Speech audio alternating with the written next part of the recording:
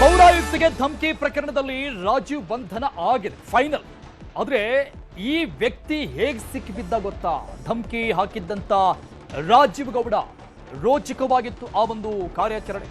ಬಂಧನ ಕುರಿತು SP Kushal exclusive ಆಗಿ ನ್ಯೂಸ್ 18 ಜೊತೆ ಮಾತನಾಡಿದ್ದಾರೆ. ಆ ಮಾಹಿತಿಯನ್ನು ಹಂಚಿಕೊಂಡಿದ್ದಾರೆ. ಏನ್ ಹೇಳಿದ್ರು ನೋಡಿ.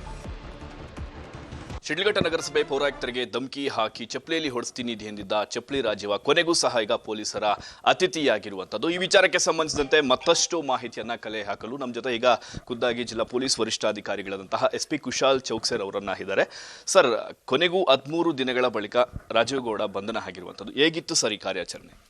ಎಲ್ಲರಿಗೂ ನಮಸ್ಕಾರ. 14ನೇ ತಾರೀಕಿಗೆ ಶಿಡ್ಲಘಟ್ಟ ಟೌನ್ ಸ್ಟೇಷನಲ್ಲಿ 2 FIR ರಿಜಿಸ್ಟರ್ ಆಗಿತ್ತು. ಆ ದಿನದಿಂದ ನಾವು ತುಂಬ ಪ್ರಯತ್ನ ಮಾಡ್ತಾ ಇದ್ದೀವಿ. ನಿನ್ನೆ ನಮಗೆ ಕೇರಳ ಮಲಪ್ಪುರಂ ಡಿಸ್ಟಿಕಲ್ಲಿ ಅರೆಸ್ಟ್ ಆಗಿದ್ದಾರೆ. ಅವ್ರ ಜೊತೆಗೆ ಅವ್ರದ್ದು ಕೂಡ ಅವರು ಫ್ರೆಂಡ್ ಕೂಡ ಹೆಲ್ಪ್ ಮಾಡಿದ್ದಾರೆ, ಶೆಲ್ಟರ್ ಮಾಡಿದ್ದಾರೆ. ಅವ್ರು ಕೂಡ ನಾವು ಕರ್ಕೊಂಡು ಬಂದಿದ್ದೀವಿ.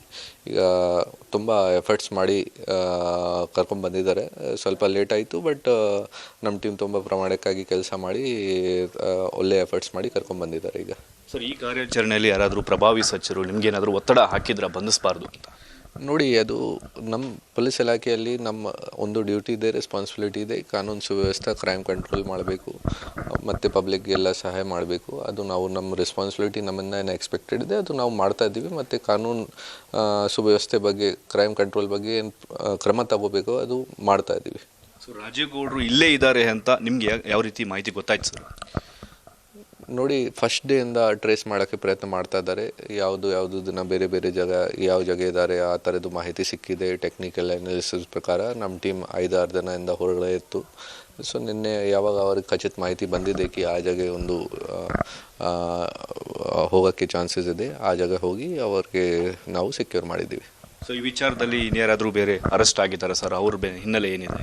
ಅವ್ರದ್ದು ಫ್ರೆಂಡ್ ಇದ್ದಾರೆ, ಅವರು ಶೆಲ್ಟರ್ ಕೊಟ್ಟಿದ್ದಾರೆ. ಅವ್ರ ಜೊತೆ ಅವ್ರ ಮ್ಯಾಂಗ್ಳೂರು ವಾಸ, ಅವ್ರದ್ದು ನೇಟಿವ್. ಅವ್ರ ಜೊತೆ ಹಳೆ ಫ್ರೆಂಡ್ಶಿಪ್ ಇದೆ. ಅವ್ರಿಗೆ ಹೆಲ್ಪ್ ಮಾಡಿ ಅವ್ರ ಗಾಡಿಯಲ್ಲಿ ನಿನ್ನೆ 2 ಜನ ಸಿಕ್ಕಿದ್ದಾರೆ. ಅವ್ರಿಗೆ ಕೂಡ ನಾವು ಕರ್ಕೊಂಡ್ಬಂದಿದ್ದೀವಿ. ಸೊ ಅವ್ರ ಮೇಲೆ ಏನಾದರೂ ಪ್ರಕರಣಗಳೇನಾದರೂ ದಾಖಲಾಗಿತ್ತು ಸರ್? ಸೆಪ್ರೇಟ್ ಪ್ರಕರಣ ಯಾವುದೂ ಆಗಿಲ್ಲ. ಈ ಕೇಸಲ್ಲಿ ಹಾರ್ಬರಿಂಗ್ ದ ಕ್ರಿಮಿನಲ್ ಶೆಲ್ಟರ್ ಕೊಟ್ಟಿದ್ದಾರೆ. ಆ ವಿಚಾರ ಬಗ್ಗೆ ಏನು ಕ್ರಮ ತಗೋಬೇಕು ಅದು ತಗೊಳ್ತೀವಿ ಅವ್ರ ಮೇಲೆ. ಸೊ ರಾಜೀವ್ ಗೌಡರನ್ನ ಕೊನೆಗೂ ಸಹ ಈಗ ಚಿಕ್ಕಬಳ್ಳಾಪುರಕ್ಕೆ ಕರೆತರಲಾಗ್ತದೆ ಸರ್. ಇಷ್ಟೊಂದು ಗೌಪ್ಯವಾಗಿ ಅವ್ರ ಜೊತೆ ಒಂದು ಪ್ರಕರಣವನ್ನು ತನಿಖೆ ಮಾಡುವ ಅವಶ್ಯಕತೆ ಏನಿತ್ತು ಸರ್? ನೋಡಿ, ಆ ಥರದ್ದು ಯಾವುದೂ ಸಮಸ್ಯೆ ಇಲ್ಲ. ನಾವು ನಮ್ಮ ಕಾನೂನು ಪ್ರಕಾರ ಏನು ಕ್ರಮ ತಗೋಬೇಕು, ಏನೇನು ಪ್ರೊಸೀಜರ್ಸ್ ಫಾಲೋ ಮಾಡಬೇಕು ನಾವು ಅದು ಮಾಡ್ತಾ ಇದ್ದೀವಿ. ತನಿಖೆ ವೇಳೆ ಅವ್ರ ಕುಟುಂಬಸ್ಥರು ಸಹ ನಿಮಗೆ ಸ್ಪಂದಿಸಿಲ್ಲ ತನಿಖೆಗೆ ಅನ್ನೋ ಕೂಡ ಆರೋಪ ಇದೆ ಸರ್. ಯಾರೆಲ್ಲ ಒಂದು ತೊಂದರೆ ಕೊಟ್ಟರು ಸರ್ ಈ ವಿಚಾರದಲ್ಲಿ? ನಮಗೆ ಯಾರೂ ತೊಂದರೆ ಕೊಡಲಿಲ್ಲ, ಬಟ್ ಕಾಪರೇಷನ್ ಕೂಡ ಸಿಗಲಿಲ್ಲ. ಆ ವಿಚಾರ ಬಗ್ಗೆ ನಾವೆಲ್ಲ ಈ ಕೇಸ್ ಟೆಕ್ನಿಕಲ್ ಬೇಸಿಸ್ ಮೇಲೆ ಪತ್ತೆ ಮಾಡಿದ್ದೀವಿ. ಸೊ ಮತ್ತೊಂದೇನಾದರೂ ಸರ್, ಹೈಕೋರ್ಟ್ನಲ್ಲಿ ಸಹ ಈ ವಿಚಾರಕ್ಕೆ ಸಂಬಂಧಿಸಿದಂತೆ BNS ಆ್ಯಕ್ಟ್ 74 ಮತ್ತು 79 ಸೇರಿಸಬೇಕಾಗಿತ್ತು ಅಂತ ಪೊಲೀಸ್ ಇಲಾಖೆಗೆ ಒಂದು ಮಾಹಿತಿ ಕೊಟ್ಟಿದ್ರು. ಅದನ್ನೇನಾದರೂ ಈಗ ಸೇರಿಸೋ ಸಾಧ್ಯತೆ ಇದೆಯಾ ಸರ್? ಈಗ ನೋಡಿ, ಇನ್ವೆಸ್ಟಿಗೇಷನ್ ಆಫೀಸರ್ ಹೇಗೆ ಥರ ಕಂಪ್ಲೇಂಟ್ ಸಿಕ್ಕಿದೆ ಅವರಿಗೆ, ಅದನ್ನು ಅವರು ಅದೇ ರೀತಿ FIR ಮಾಡಿದ್ದಾರೆ. ಈಗ ಇನ್ವೆಸ್ಟಿಗೇಷನಲ್ಲಿ ಏನೇನು ಸೆಕ್ಷನ್ಸ್ ಆ್ಯಡ್ ಮಾಡಬೇಕು, ಏನು ಡಿಲೀಟ್ ಮಾಡಬೇಕು ಅದು ಆಯೋದು ಪವರ್ ಇದೆ. ಅವರಿಗೆ ಹೇಗೆ ಥರ ಎವಿಡೆನ್ಸಸ್ ಸಿಗುತ್ತೆ, ಹೇಗೆ ಥರ ಅವರು ಚಾರ್ಜ್ ಶೀಟ್ ರೆಡಿ ಮಾಡ್ತಾರೆ, ಆಮೇಲೆ ಅದು ಎಲ್ಲ ಡಿಸೈಡ್ ಆಗುತ್ತೆ. ಅದು ನೋಡೋಣ, ಇನ್ವೆಸ್ಟಿಗೇಷನ್ದು ಪಾರ್ಟ್ ಇದೆ. ಅದು ಎಲ್ಲ ಏನೇನು ಯೂಸ್ ಆಗಿದೆ ಅದೆಲ್ಲ ಚೆಕ್ ಮಾಡಬೇಕು, ಸೀಸ್ ಮಾಡಬೇಕು. ಅದು ಎಲ್ಲ ಡಿಸೈಡ್ ಮಾಡಿಕೊಂಡು ಮುಂದೆ ಇನ್ವೆಸ್ಟಿಗೇಷನ್ ನಡೆಸ್ತಾರೆ. ಈ ತನಿಖೆ ವೇಳೆ ಏನಾದರೂ ಬಾಯ್ಬಿಟ್ಟಿದ್ದಾರೆ ಸರ್ ಅವರು?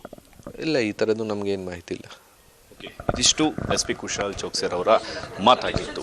ಚಿಕ್ಕಬಳ್ಳಾಪುರದಿಂದ ದತ್ತಾತ್ರೇಯ, ನ್ಯೂಸ್ 18.